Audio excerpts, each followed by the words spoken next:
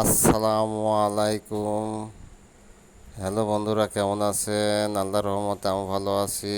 আপনাদের দেখাচ্ছি, এটা হচ্ছে পেঁপে গাছ। দেখেন মাশাল্লাহ, একজন কৃষকের পেঁপে গাছ কিভাবে সে তৈরি করেছে। পেঁপে খেতে খুব সুস্বাদু।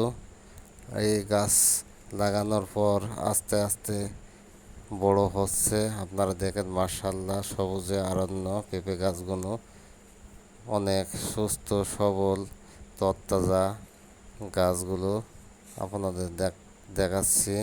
আপনারা দেখেন, আপনাদেরও ভাল লাগবে কৃষি কন্টেন্ট দেখতে।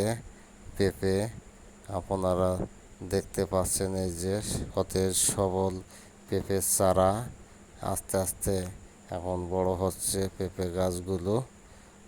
এই গাছ একদিন সে সফলতা এই কৃষকের আনবেই।